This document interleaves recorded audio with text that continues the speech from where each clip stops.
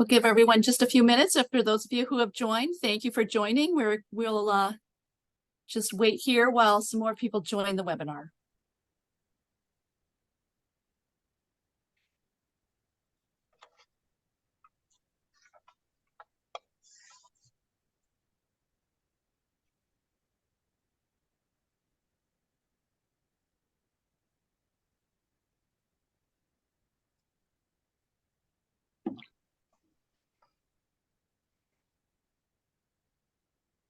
And it's at the top of the hour. I think we'll go ahead and get started. So thank you to everyone who has joined us today.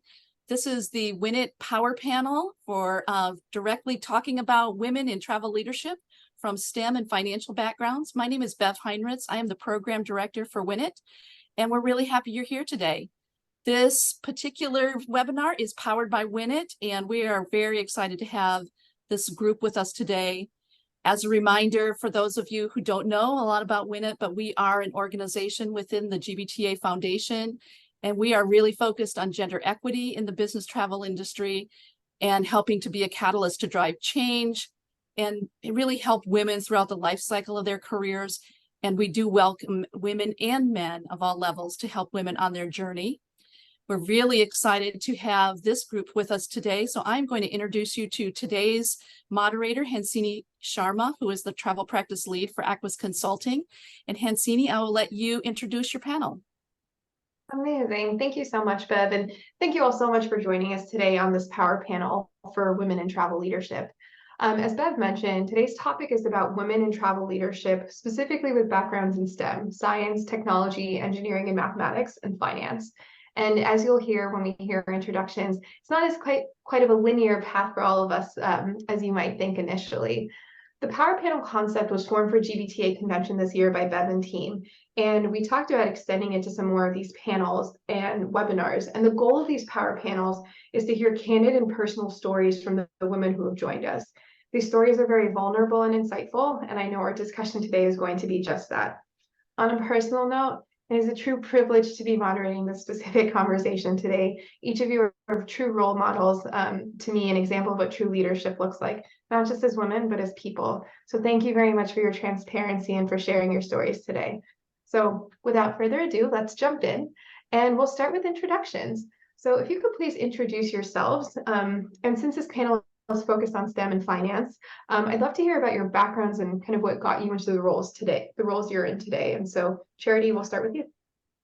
Great, thanks, Hansini. I'm so excited to be here. And among these women, it's really inspiring just to hear and learn everybody's story.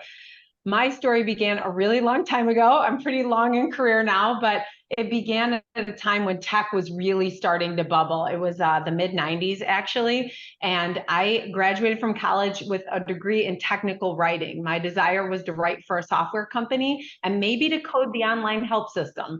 And I ended up doing both of those. And I really came to a point in my career where I was going to go either hardcore technical, like maybe start in development, or I was going to go another route. And what happened was I went on my very first sales call with the owner of the software company. It was Monsanto in Chicago, Illinois. I'll never forget it. And he had me demonstrate the software because nobody knew it better. I literally wrote the book. And once I did that demonstration of the software, I was hooked on what's called pre-sales engineering. And I never looked back. I spent the next 15 to 20 years doing pre-sales engineering and went very deep technically. And at some point, I found my way just to pure sales, but I spent the majority of my career on the technical side of the business and really loved it. Great, thank you. Robin, hand it over to you.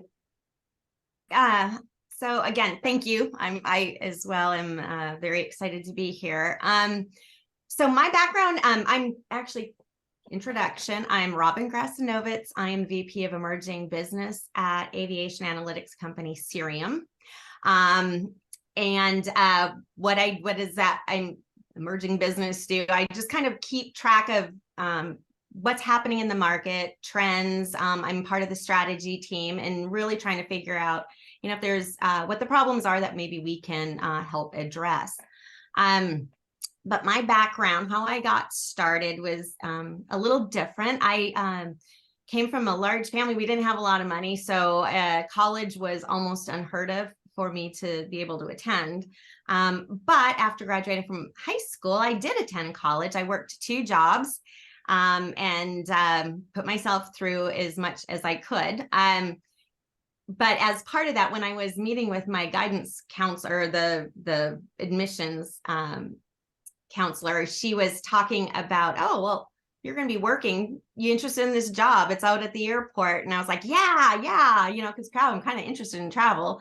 That would be cool and fun. And so it kind of got me into travel. From there, I really figured out I want to stay in travel. What I went to a couple of years of college for was pre-law, which good thing I didn't pursue that. But knew I wanted to go into travel. So I got my entrance while I was working. And from there, I moved to Texas, got a job with an airline because you can, once you got in, you can navigate around. And I didn't have a college degree, so I knew I was going to have to work my way around and in, which turned out to be incredible because I really learned the industry. And I got into the hospitality side. I started dabbling in all these different areas and really learned the industry from all kinds of perspectives. From there, after learning the industry, there was a gentleman who took a chance on me because what I did for the airline, one of the jobs that nobody else wanted, is I worked in consumer relations. Where people were coming to you with all of their problems, and I had to research those problems, and it forced me to really learn some of the nuances of the industry, and specifically the airline.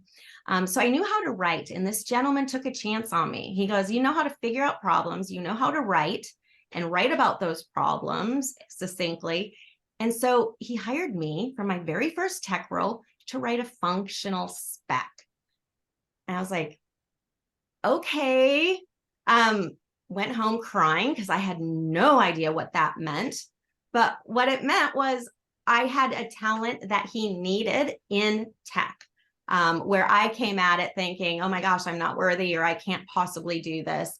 But from there, I figured out I really have a knack for identifying problems and conveying them in simplistic terms and working with development to solve them. So I've been at it ever since. Thank you, Robin. And that's actually a topic we're going to jump into a little bit more later, but I will turn it to Alex to introduce himself as well. Great, thank you. I'm Alex Brooks. I'm the Chief Financial Officer at Hertz.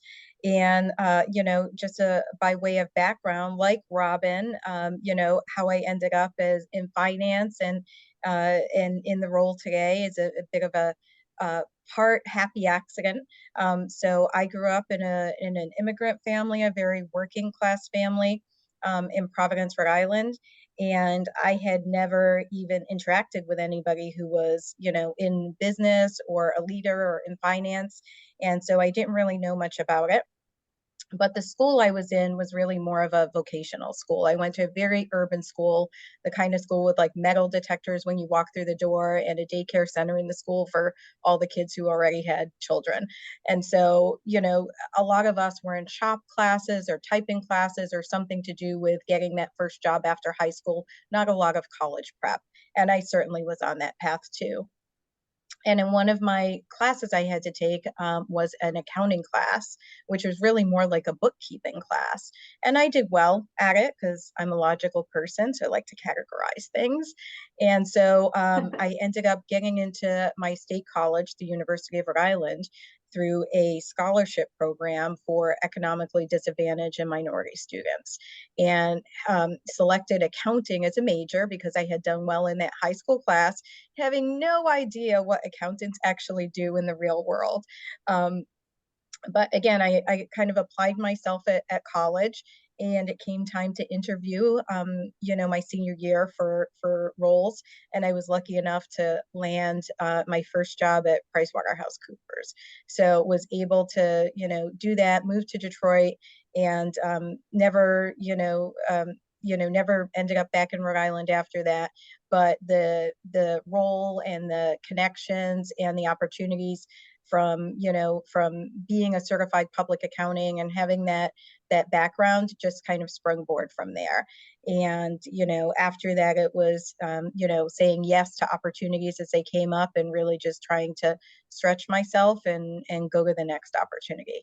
So I've been at Hertz for about 3 years now, and new to travel, but have been in automotive for quite a long time, and happy to learn more about travel.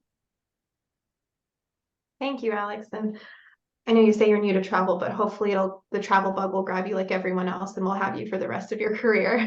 Looking forward to that. Absolutely. Before we jump into the questions, for everyone watching today, please note that there is a Q&A that our team is actively monitoring. So if you have a question, please drop them in there and we'll try to get them in. But with that, thank you all for sharing so openly your backgrounds and how you got here today. We kind of mentioned this earlier. These journeys are not linear. You kind of start in one place and you journey somewhere else. You have influences, and there's different people who take chances on you.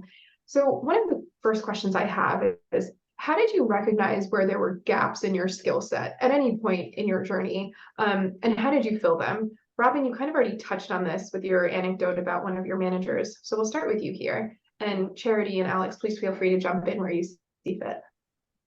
How did I find gaps? Well, that was pretty easy in my case because I knew nothing about technology. And in fact, it scared the crap out of me. And I was told when I was in high school that, you don't do well. So, I was told I wouldn't do well in sciences. It's not how you're made up. Little did I know that person that was evaluating me was wrong. It was how I learned was different from how somebody else learned. So the first thing in terms of gaps, you're going to always have gaps. That's the thing. I've been in this industry a long time, and the more I learn, the more I know I don't know. There's so much to learn. And so, when I have these questions, or when I was like, I don't understand, I think it's research it. I read a lot. And now we've got, search engines in Google, and we can Google terms. So if I'm in meetings and I don't understand something, I might jot it down and I'll do some research on it. Or alternatively, I'll do some research, but then I'll also approach somebody. And that's the thing. If you don't understand capability, people are oftentimes more than willing to help. You just need to ask. And that's really, really hard to do sometimes because you are exposing your vulnerabilities. But honestly, it might feel awkward initially, but you're going to advance so much faster than trying to ignore that knowledge gap. The other thing is, not just reading, but also there are lots of free training capability, on YouTube, or, explore LinkedIn. There's a lot of options there that I'm always learning. And as soon as you think that you've filled all your gaps, that's a dangerous position to be in. Yeah, it's actually when you're aware of what you don't know, I think that you become really strong in yourself. And Robin, I identify with you. There were definitely points in my career where I was embarrassed to say, oh my gosh, I don't know what that is, but everybody clearly knows what that is. So I developed a crutch, and I still use it today. So for those of you that are on the phone, you'll hear it from me. Sometimes I'll say, forgive me if I should know that, but I'm not understanding what that concept is or what that is. And I'll just lead with forgive me, because if you go in humbly, to your point, and just ask for help, people are more than willing to help you, as long as you also extend it to others. Yeah, I'll just jump in. I'm very much in a role right now where I'm learning, right? I described a little bit my early career, but I kind of grew up in the accounting and internal audit and, financial planning world. And as CFO, I now have responsibility for tax and risk and treasury and investor relations. And while I had been in that ballpark before, I had never been, you know, the one at bat, so to speak, right? I had not been the one organizing and directing the activities there. And so, you know, definitely there's a learning curve, and there should always be a learning curve. It's not a bad thing. It's fun and exciting to learn new things. It's fun and exciting to get in new projects. And I'm sure everybody, you know, attending has been both a learner and has been a teacher.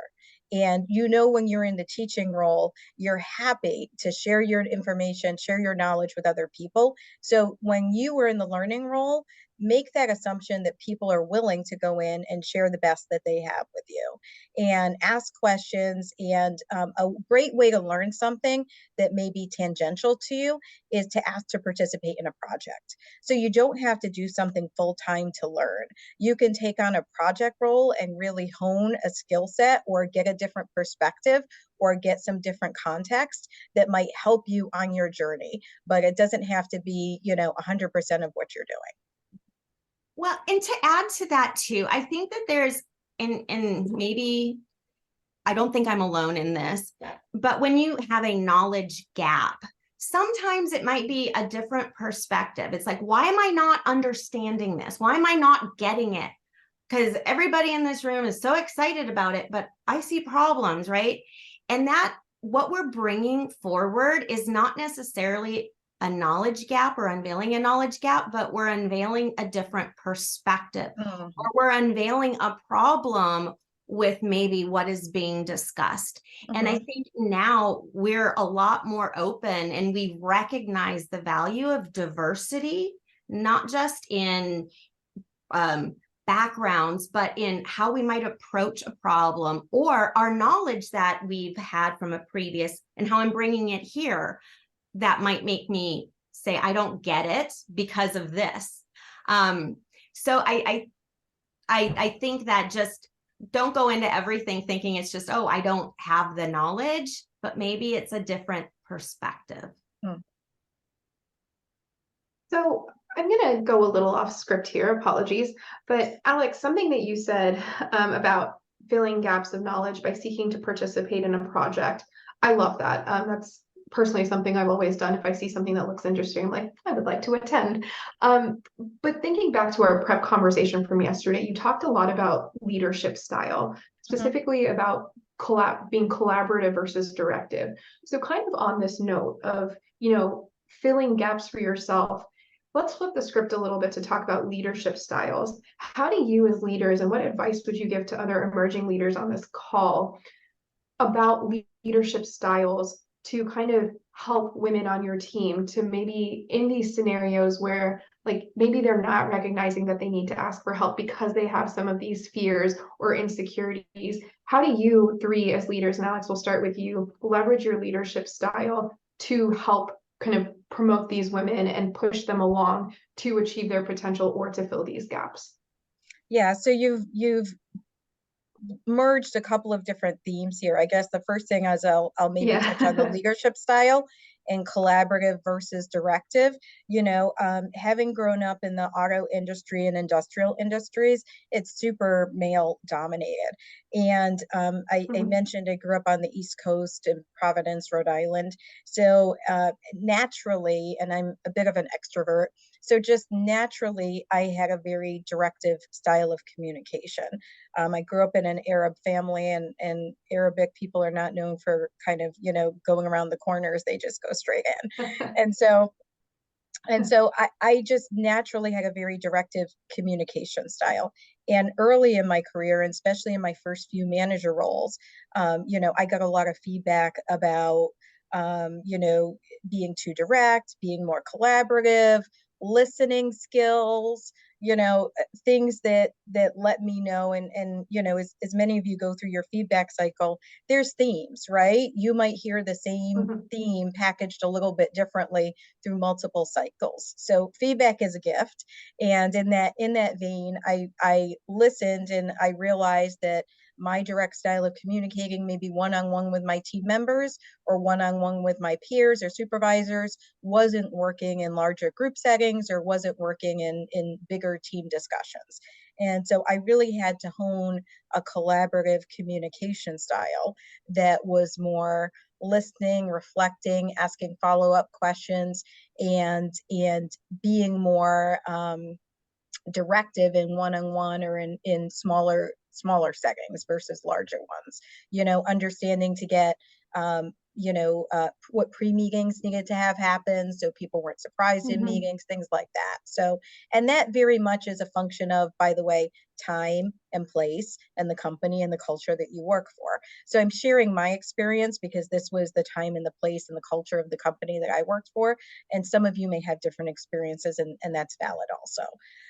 But that's what worked for me in terms of how I ended up moving through, automotive industry and heavy industrial industries. Now about mentoring that and kind of taking that and being able to help and support other women on their journey. I think the first is a recognition that all of our journeys are a little bit different, right? If for nothing else other than time and place. And I wouldn't expect somebody who's 20 years younger than me to be having the same experience that I had 20 years ago. I hope not, right?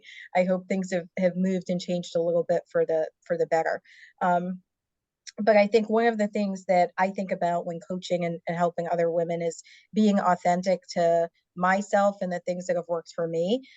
Because even though I tried to adopt different styles of communication or different ways of approaching a situation to be more effective, I still tried to remain true to my authentic self and not, working exactly the way my boss worked, whether that was a man or woman, because that's their personal style. And that's what helped them and succeeded for them. So, kind of understanding what's comfortable for you, the place where you can, maybe push yourself to get out of your comfort zone, but at the same time, remaining true to your authentic self and what feels good to you, and how to manage a situation in a way that, retains the best of your elements was important to me. That's hard to do too, to find your own authentic self, right? Because, I've got, there's work Robin, there's family Robin, there's like, our lives are so intertwined, especially post-pandemic. I don't leave my house now to work, right? But finding your authentic self too and being true to yourself is kind of scary, because are others going to accept that, or is my perspective on something going to be welcomed? And collaboration is, I second exactly what you said, Alex. There was a tool that one of my mentors used, and it's incredible because not everybody is comfortable speaking up, and there's different personality types. And so you need to understand and embrace that too, because it's part of the diversity, right? But you want to give folks the voice, or give them the opportunity to voice their opinion. And so sometimes one of the tools that it was so helpful was, okay, here's something. Okay, here's a pitch,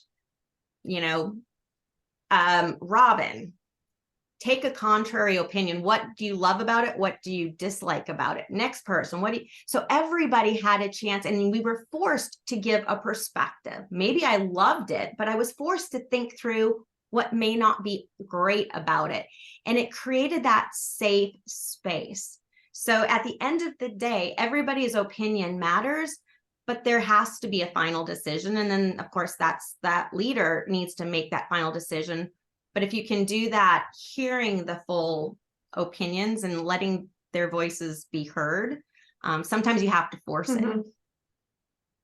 Just to tag on to that, Robin, you said something that really resonates with me, and that's creating a safe space. I think the best leaders know and understand their team enough to leave room for them to be who they are and to hear them.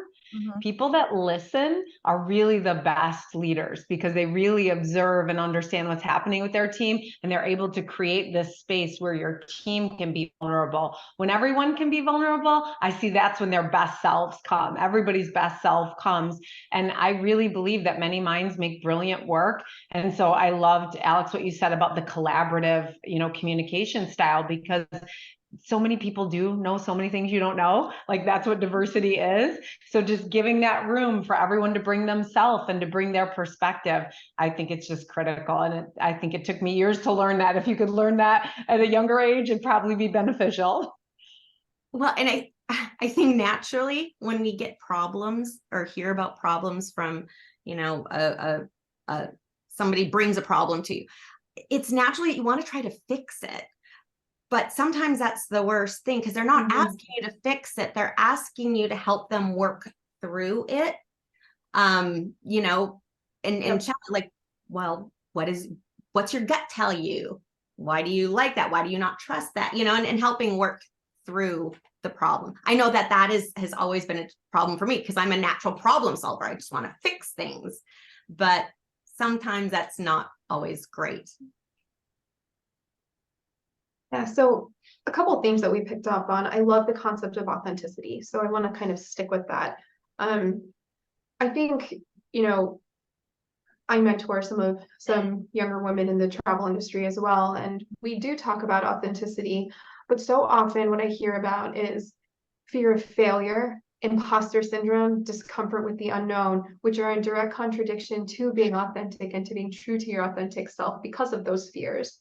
I think these are things that a lot of people deal with. I hear a lot of women talk about them in particular. Could you share how you've overcome some of these feelings? And do you have any specific strategies or tactics you've used? Charity, I'll start with you here. Yeah, thank you. It's funny that you would give me this question because I have to say this has been like a theme in my life, this imposter syndrome theme. And at one point in my career, I got an executive coach, and we talked about that and really kind of traced that back to something in my youth.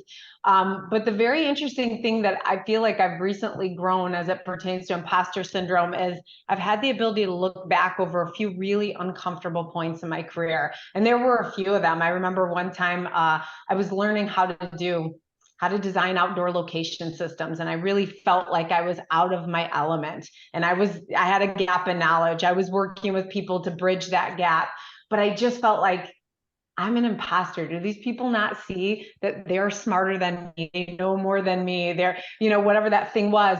And I started to see that repeated at multiple points in my career.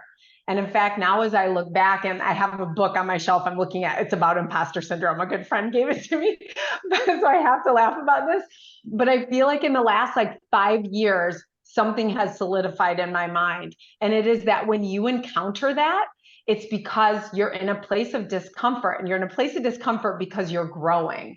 And that's not a negative thing. Just lean into that process and know, I feel like an imposter because I'm not all the way there yet. And that's okay. I'm stretching my skill set and I'm better than I was yesterday. And now I look back at every one of those milestones in my career and I was like, yeah, I felt like an imposter and I got over the hump and I became the real thing. And now I'm just going to encourage myself and say, whenever I have those moments, I want to speak to myself in the way that I would speak to one of you. And that is, what is it that's new and making you uncomfortable? I saw this wonderful woman speaker. Her name's Amy Mullins, and she's in the Paralympics. She's actually set world records for the 200, for example. She's amazing. And I saw her speak and she said, get comfortable with being uncomfortable. And at that moment, I was actually in one of those imposter syndrome moments. And I've taken that with me. And so now whenever it happens, I tell myself, literally, suck it up and get comfortable with being uncomfortable. You are growing. In 2 years, you're going to look back and you're going to see that this was one of those moments for you. And I have a young daughter who's in graduate school, and I tell her that get comfortable with being uncomfortable. If you're uncomfortable, you're in the right spot because you're stretching yourself to where you need to be. And that is, to me, what imposter syndrome is. It's growth. Yeah. Charity, I loved your comments. I definitely resonate with that. And in terms of your comment about being as kind to yourself as you would be to your mentees and folks that are working for you as you give them big opportunities. Sometimes as women, we're so hard on ourselves, right? We expect to have everything done A+ effort. And there's a reason for that. It's because we've been held to a higher standard. And so, while there's a reason for that, it doesn't mean that we're not qualified, we're not able to do the job, and that we're not the best person for the job, even if that includes some learning. You know, when you think about people you would want to promote into jobs, you don't want to promote somebody into a job who knows how to do that job 100%.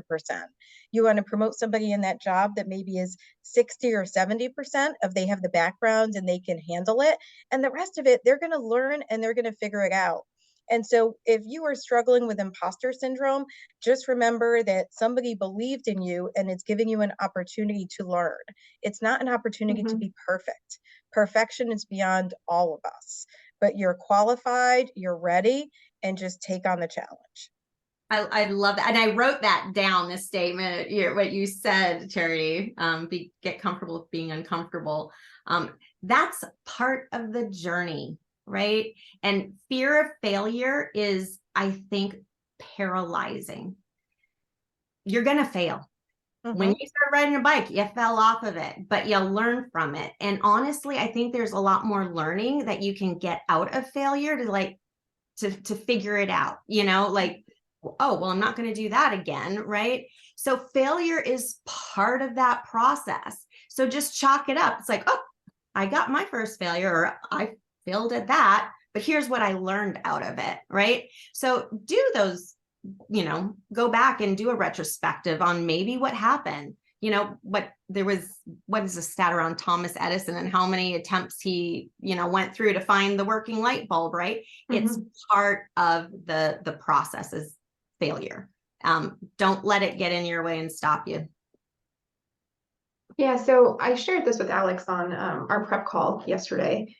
I had the opportunity to speak at an event in December. Charity, you were actually there at the Beat Live, and I had such severe imposter syndrome that I actually don't remember speaking. I remember walking up onto stage. I don't remember the 7 minutes that I had, and then I remember sitting down on the chairs for the panel, for those of you who have attended the event. And I shared this with Alex, and Alex, I would ask you to share the visualization technique, if there's anyone on here that would be helpful. I've been thinking about that nonstop, honestly, since we had our conversation yesterday, because I'm preparing for other things next month. But I think maybe other listeners would find that helpful as well. Yeah, sure. So, I have kids who were afraid of public speaking in high school and college classes, and I've mentored young women who've, gotten up on a stage for the first time. And there was this framing of, I'm scared to do it. I'm not doing, I don't want to do it because I'm scared and I have all these feelings and it's nerve-wracking for me. And so I did practice a visualization technique with my kids, and I do it at work with my mentees. And what I asked them to do was close their eyes and describe for me that feeling of being in the audience, hearing your name called, walking up on stage. Go into your body and describe the feelings that are in your body at that moment when you're up on stage, but you haven't said a word yet. And what generally gets described is, I'm sweating, I can feel my palms sweating, maybe I feel my face getting red, I feel flush, my heart is beating faster, I feel like maybe I have a little, frog in my throat, or I've got something caught in my throat, and I just feel this, tension in my body. And I say, okay, you know what that feels like. You've labeled that feeling in your body, but you've labeled it as fear or fright or I'm scared. So picture yourself and you're sitting on a roller coaster now, and you're in the seat and you're gripping the bars and the thing is about to take off. Close your eyes and describe those feelings in your body at that point in time. And they're pretty much the same feelings. And so I said, we need to reframe those feelings in your body from I'm scared to I'm excited. I'm thrilled about this opportunity. I'm excited to get up on this stage. And what I'm feeling is that sense of excitement. I can't wait to share this information. I can't wait to share my perspective. I'm happy to be able to do this. And I'm going to relabel all those feelings I'm feeling in my body as excitement instead of fear. And then know that the audience you're speaking to, whether it's a small group around the table at your company, whether you're on stage at a presentation or a school event, everybody's rooting for you. Everybody wants you to do well. There's probably not a single person sitting there who doesn't want to see you do your best and is cheering for you. So knowing that you're excited, knowing that you've done the work, you deserve to be there, you're up on stage, all you're feeling is your excitement going into it, and that everybody is rooting for you, take a deep breath in, inhale the energy that the audience is giving you, exhale that excitement out of your body, and then begin. That's awesome. Told you I've been thinking about it since I learned this last night. Thank you for sharing that. So we're going to take a slight shift. Robin, this question is for you, and I apologize for the listeners. I've gone completely off script here because there's just so much that we can talk about. You mentioned a topic yesterday about innate curiosity. I think those were your words specifically. Can you expand more on what you meant by innate curiosity and how that's enabled you to be successful in your career and continue to kind of just like push yourself to the next levels of challenges in education? And I will ask the same question to all of you. Yeah, no, I guess I can best describe it as, that little 4-year-old Robin who asked a question, I got an answer, and then I was like, why? Okay, and then I got another answer, but why? And I got another, like I wanted to well, why is that the case? And it's just like that, it's like peeling an onion, right? And I forget the context that I might have used it, but I've got this curiosity and to understand how things tick, right? And when you can, and not just systems, but problems or people, and that can sometimes, it propelled me to really, like, when I walked into some of those rooms and I had a differing perspective and I asked why, or and why do you do it that way or whatever. It helps even take others that are around the table on that journey with you. And it really helped me to grow and to learn different things or expand into understand potential pitfalls that we might encounter along the way, right? Because I might make a decision for my business, but how is that going to affect something over here? So it's just this constant curiosity that I have, that at times I just need to like calm it down, take it to a point, and then do the rest on my own, just for my own learning. And I uncover not just stuff about myself, but just the world. And it's just it's a good learning tool just to keep asking questions and asking why. I think something, when we were in our prep session, I think something that resonated so well with me is the fact that it's such a personal thing. Like, to just kind of lean into like what you are interested in and to see how that could be beneficial to you and to the people around you. And I find that to be the most like pure version of it. It's truly something that you're interested in. And I just thank you for sharing that. I think that we shouldn't be afraid of that. I see that so often with people on my team as well, of them being like, well, I think this could be really interesting, but maybe just I think that. And I see that happen with women so much more too. And I'm like, well, then let's press it. Until there's a reason to not pursue this, I don't really see why we shouldn't. And if you are curious about it and you feel strongly about it, then you're a smart person, you're a person who cares about things, go for it. Like, and I don't think we should be afraid of that. And I love this concept of innate curiosity. So thank you for sharing more. Charity, Alex, do you have more to add here? Well, a story came to mind as I just think about maybe a few years ago in my career. It was actually my first vice president role. And I've always been a curious person. Like, I'm the person that your mom's like, okay, Curious George, like, stop asking questions. Like, you're that person. And I do read a lot, but I had a certain self-blocking mechanism inside of myself where I would always defer to the executives above me and just think, well, there's somebody smarter than me up there. They got there for a reason. And so as time went on, I started to realize, and I want you all to embrace this, it's not that anybody's smarter than you. Maybe they just had experiences. Maybe they're a little bit ahead of you. And so it's on you to figure this out. And you should be contributing to the process. You should be asking what questions are driving you. You should be figuring this out.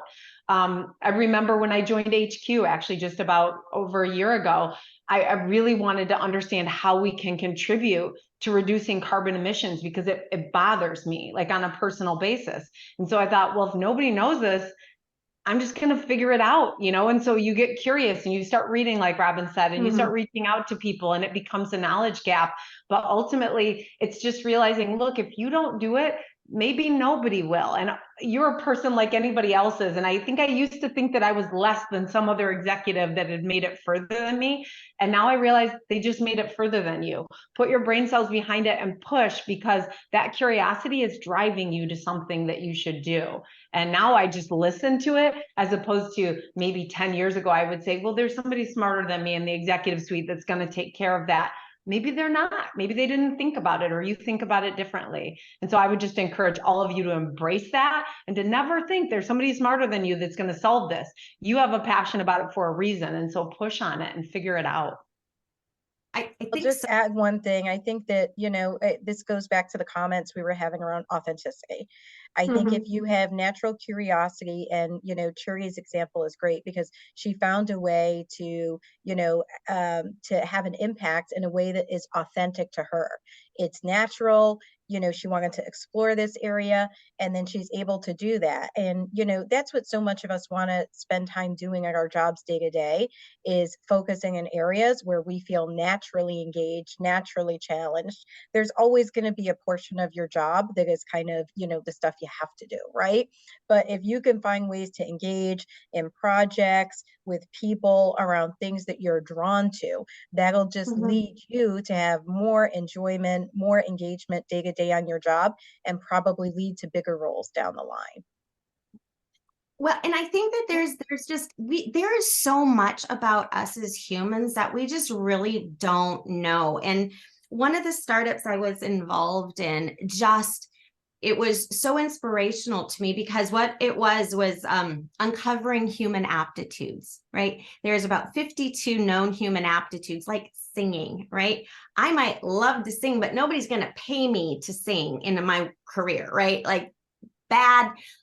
So I can do whatever I want to do, but some things I'll be naturally good at, right? And so these aptitudes kind of unveil how your brain works. And so we created this like a testing platform. But what I learned is that curiosity, or there's certain things that as a human I'm drawn to, and I can't let go of it. It's just how I'm wired, right? And understand, the more you can understand about even, your true authentic self, and understand about those aptitudes that you have, it can help explain who you are and how the work environments that you can best work in, how you best retain knowledge, how you best communicate. And there's all these different styles. And I think that that's what's so beautiful about the diversity. And I think we're barely scratching the surface of diversity. We're starting with the diversity that we can see, but there's a lot of diversity in how these things are wired in our head as well. It was just super insightful to me personally. So before I go to our last question, there's a question in the chat about what's the book, Charity, that you referenced about imposter syndrome? I'm gonna grab it. It's right here. I'm gonna grab it. Okay. Well, while Charity's grabbing that, again, I'm going, oh, she's already got it. What do we have? Secret Thoughts of Successful Women by Valerie Young. The Secret Thoughts of Successful Women by Valerie Young. Thank you. So my last question for today, I know I've always heard the question, like, if there's one thing you could do differently or told yourself at the beginning of your career, what would it be? I don't want to ask you that because that's very broad. If there's one thing what is one thing you could have told yourself on January 1st, 2023? So at the beginning of this year, that would have maybe changed the way you did things as a woman in leadership, or has impacted you this year? And I'll give you a moment. And I just came up with this question based on the dialogue today.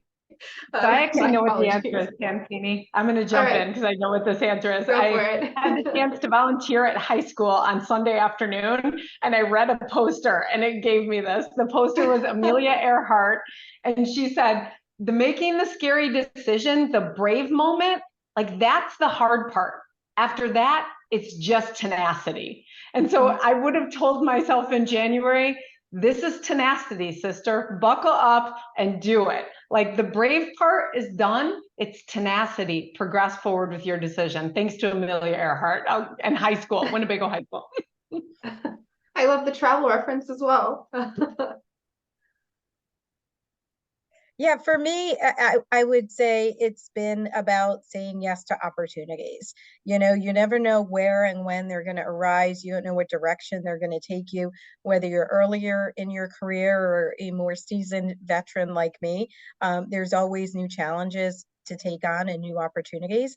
And I would just, you know, encourage the folks on the phone to, you know, say yes to things, even if you think it's hard, even if you think, you know, you might have a fear of failure, even if you think there might be somebody else more qualified or better qualified, you know, jump in there, say yes, and just, you know, figure it out. Tenacity, Charity. Yeah, I like it. Well, and I think, and I've gotten much better at this, but my advice, separate from the yes, because I totally agree with you, Alex, but also knowing when to say no. Because you know, we just, oh yes, I'll help. Yes, I'll help. Yes, yes, yes, yes. And suddenly you're the one that's suffering. So you're saying no to yourself, which we got to take care of ourselves as well. And so I'm happy to say that I think I've gotten a lot better at that. But it's also recognizing when you can, when you need to say no, and that's okay as well. I'm going to take that advice with me, Robin. I'm taking that for the rest of the year. No one to say no. That's good. Well, I personally have been taking furious notes this entire conversation. So thank you. Yeah. Great. Thank you all so much for your time today and for your insights and for your complete transparency and honesty. I think these power panels are a very special place to be able to do that and to share stories. So thank you. I believe Bev has some closing thoughts for us, so I will turn it back to her to round us out. Well, thank you all. And yes, I was taking notes too. So thank you to all of you. This has been amazing. And we are going to keep these power panels going. So thanks to everyone. And as long as we're talking about what you're taking away, bold women, bold voices, I do want to offer a shameless plug for 2 upcoming events where we're going to be celebrating and elevating our women's voices. The GBTA Win It Leadership Summit on October 26th. The afternoon is a half-day program that's being held at the Marriott at the Brooklyn Bridge in New York.